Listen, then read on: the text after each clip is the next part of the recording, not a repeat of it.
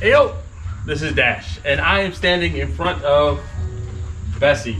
And I apologize, I'm filming this one with my GoPro today because I wanted to have a smaller camera to be able to get into this tight spaces of the smoker so you guys can see exactly what was going on and what was going wrong.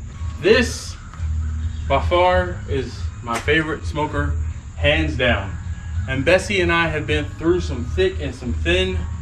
And today I'm going to show you guys exactly what's wrong with Bessie. The bottom rusted out of Bessie just because of where I am, the humidity, and the humidity that was trapped inside of the smoker while it was sitting for the past year and some change. Hey yo, this is Dash.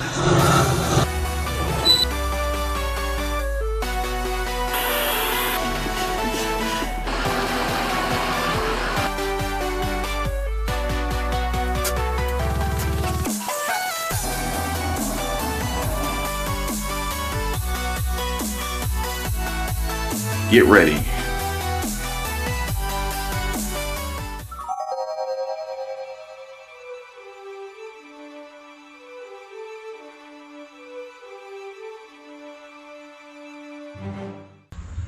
All right, so as promised, there have been a lot of you guys who have been around the channel for a while, and there's a lot of you guys who are new here. Those of you guys who are new here, Bessie, new guys, Bessie. Anyway, formal introductions aside, this is Bessie. Bessie is a home-built 275-gallon oil heat tank or oil heat storage tank converted into a smoker. Now, this smoker was built by Kirk back in 2012 or 2013.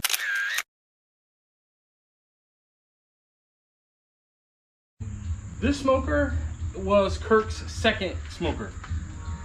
I had a few oil heat tanks and I went out online and I wanted to find plans or a design to make a smoker out of this or a tank similar to this, and I found his video. This is a homemade smoker that I built primarily out of repurposed materials. I get to talking to him. We communicate. We became fast friends. He invited me to his home to see the smoker. I saw the smoker. I think we cooked on it a time or two. And then I was like, man, that smoker is really cool. I would love to have something like that, because I was at the time, this was 2014, early 2014. I was at the time growing my business part-time while I still worked full-time for the company I work for. Now, that being said, Kirk, as Kirk puts it, he talks about redneck financing. And his redneck financing is taking one project, selling it to go on to and to build his next project. That being said, he called me up and he said, listen, I want to sell you the smoker. And I said, okay, well, how much? So he told me the amount he was going to sell me the smoker for, and I said I was going to have to do my own redneck financing, and I did. I had a motorcycle.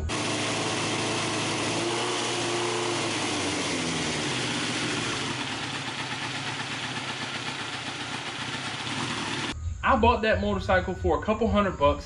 I fixed a less than $5, shoot, it was like $1 fuse. Got it running.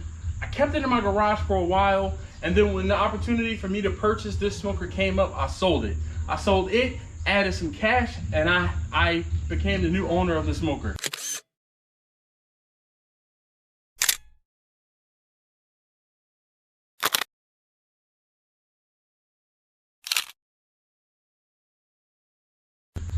The first time I cooked on the smoker. All right, so first I have 4 ears of corn over here. I wrapped them in foil and they've been soaking. This is 1 chicken, and this is about, actually that's 2 dozen wings right there. There's another chicken and another 2 dozen wings in there. And let me stand back. And if you can plainly see, there's a lot more room in there to go. I don't have this anywhere near at capacity. Yeah, I was blown away. I was dead tired, and I will link the video to where I cooked on the smoker for the first time. So check out the card above my head. If you haven't seen that video back from 2014, I highly recommend that you do. I fell in love with the smoker then and there.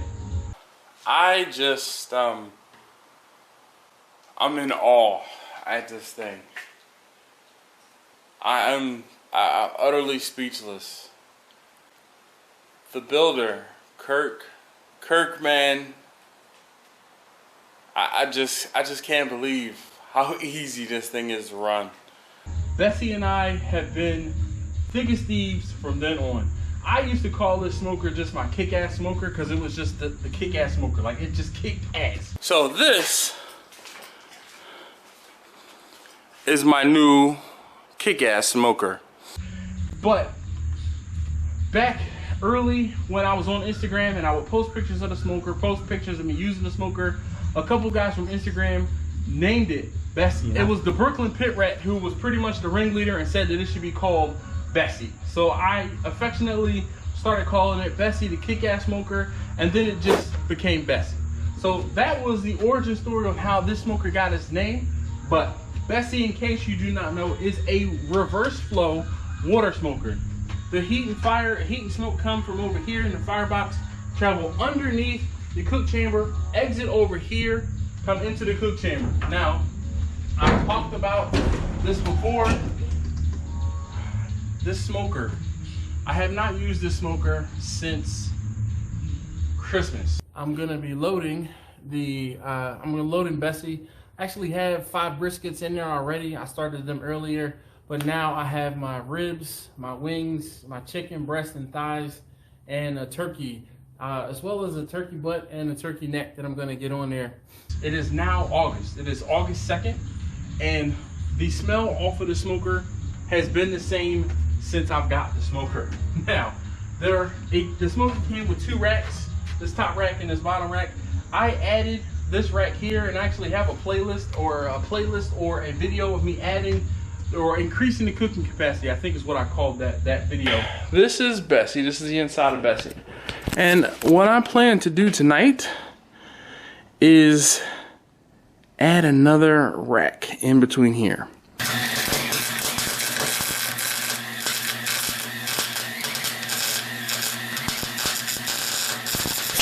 I actually have a huge catering event that I'm gonna be cooking for over the weekend. It's 300 plus people, and I need more room in the smoker. Just the 2 racks wasn't enough. I ended up having to cook 10 briskets on that cook. 10 briskets and a rack of pork shoulder plus a bunch of chicken. So I needed more space. So I added another rack in here. Basically what I did was I took the space from here and here, split the middle, and then I went up probably another ½ inch or so, and I was able to get the extra rack added. Now, let me get the racks out.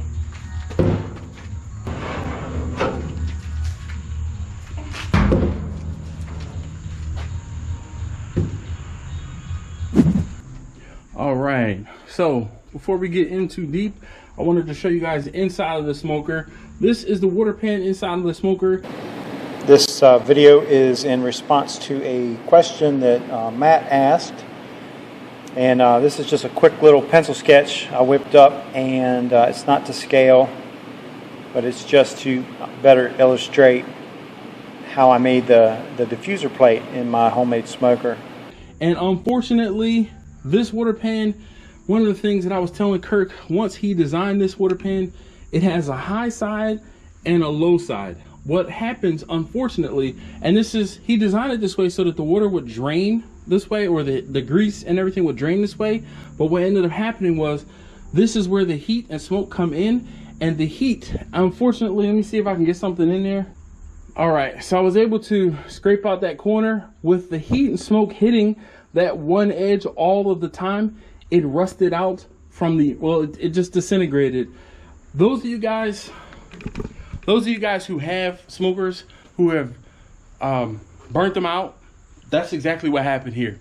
That is just the, I won't say the tip of the iceberg, but because of the fact that all of the heat and smoke came in and hit that one concentrated area so very much, what ended up happening was this edge got burnt out.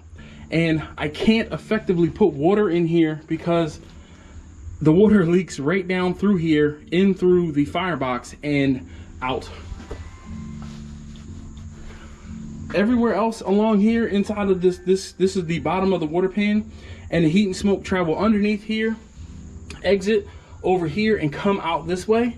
It's the same way or similar to how it is on Bessie. What ended up happening was Kurt took this smoker, which was like his second smoker that he built, I think the second or third smoker he built, and he always kept this design in mind. When he built there were a couple smokers, I'm sorry, sweating here. It's like mid 80s and it's warm. A few smokers in between, he built Vicky, the vertical smoker.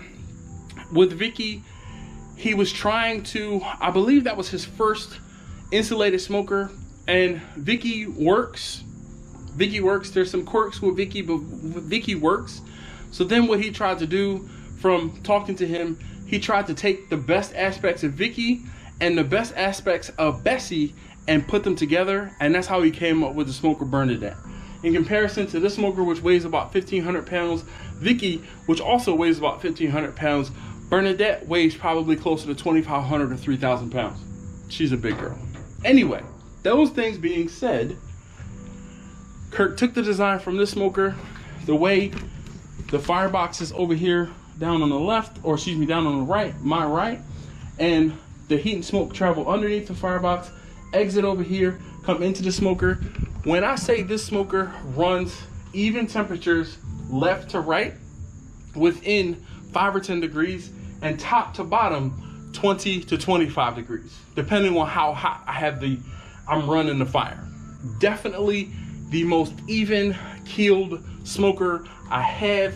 And Bessie and I, oh gosh, I have an entire playlist of videos for me using Bessie. I'm going to link those up there. Highly recommend you check out some of those videos over the years. Bessie and I have been together since 2014, and it is now 2021, and we have done some cooks. This smoker owes me absolutely nothing. Now, I've told you guys about the firebox and this issue here. That is just the tip of the iceberg, and I'm gonna say comparison, but once you come under the smoker, this is what's problematic, and this is what caused me to retire Bessie. The complete underside of the cook chamber has rusted out. The moisture that builds up in the smoker, all of us know when we start our smokers, there's moisture, like inherent moisture that comes into or comes from the metal. That moisture seemed to pool up and sit in the bottom of that cook chamber. Unfortunately, when Kurt designed the smoker, he did not put a drain in that bottom of the cook chamber. So all of that moisture that collected in and around the smoker and didn't drip out went down into the bottom of the smoker, and ultimately that was the demise, or this is the demise of this particular smoker. Now, there are a few of you guys, quite a few of you guys, who have asked to see what was wrong with the smoker. Now there are, I won't say there are some other things, but where it stands, those are the biggest glaring, or those are the biggest, most glaring things, issues with the smoker. And I don't know how, aside from replacing the entire cook chamber, how they would be remedied. And I'm sorry you're hearing somebody blasting music, so I'm trying to keep talking over it so that I can keep or not get copyrighted for music being played. Now, what am I going to do with this smoker? I vowed to never sell the smoker. I told Kirk that I would never tell how much I paid for this smoker. And I mean, this smoker, like I said before, it owes me absolutely nothing, which is probably why this smoker will just be what it is. I would love to restore this smoker, but I don't know how to restore this smoker. Now, one of the things I've kind of thought about, and I've talked to Kirk recently about commissioning him to build another smoker for me, but at this point, I don't know how or what that design will be. I've been in talks with a couple folks about a couple different designs and things like that, but I just have not provided anything to Kirk in order to try to figure out what the next steps are. Like I said, this is a shrine to me. This smoker and I have been through so much. I can't part with the smoker. I cannot. I built my business with the smoker. I know I named my company Steel Drum Smokers Barbecue, and that's as homage, and a lot of you ask why. My first, the number one drum was that. It was the number one drum. I started cooking, and then I found plans to make a smoker out of a steel drum. I made the steel drum, and that was the key in order for me to get my brisket right. So, I know this has been long-winded and a little rambly, and I'm kind of good at doing those kind of videos, or these kind of rambly videos. But those of you guys who asked and was wondering why this smoker kind of fell off the channel, honestly enough, I have not had cooks big enough to utilize this smoker. There's a lot of you guys who always say, you had that wood burning smoker, that big wood burning smoker. You had that wood burning smoker. Why do you use Vicky, the vertical smoker, and you use charcoal, a combination of charcoal and wood? It's easy. If I'm driving to work and I have a pickup truck or my E350 van, or I have my car, which is a commuter car, I'm going to drive my commuter car as opposed to my van because it's way more fuel efficient. It costs me way less money, and I make more money, more profit by using Vicky the vertical smoker, a half a bag of charcoal, and 2 splits versus me using 3/4 or a whole cart of wood with this smoker. As much as wood would cost me almost $200 a cord. If I was going through a cart of wood every time I cook with this smoker, which could be 2 to 3 times a week at times, it was costing me a lot of money to run this smoker.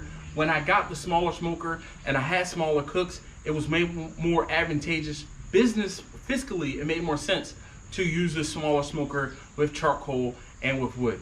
There are guys, some of you guys give me grief about using charcoal, but I use charcoal and I buy charcoal in bulk when it's on sale. So a 20-pound bag, if it costs me $7 to $10, and that'll give me 4 cooks, 6 cooks sometimes, it's way more worth it than using wood on this smoker. Does that take anything away from this smoker? Not at all. Not at all. And I didn't even talk about, but on the side there's a warming box for your wood, and over here there's a warming box that you can use for keeping things warm or even cooking things. There is a plate in the back that you can actually have heat smoke come directly into that warming box, warming chamber on the side of the smoker there, and you can actually cook in there as well. When I was cooking, there were a couple times when I was cooking, I actually smoked some salt or put some salt in over there and used it and smoked it while I was cooking. But if there are any other questions you have about this smoker or want to see more from this smoker, again, I will link those playlists at the end of the video and obviously earlier in the video. But this is what happened to Bessie. The bottom rusted out of Bessie just because of where I am, the humidity, and the humidity that was trapped inside of the smoker while it was sitting for the past year and some change. So that is what happened with Bessie, and I wish I could tell you guys there was something different, but that is it.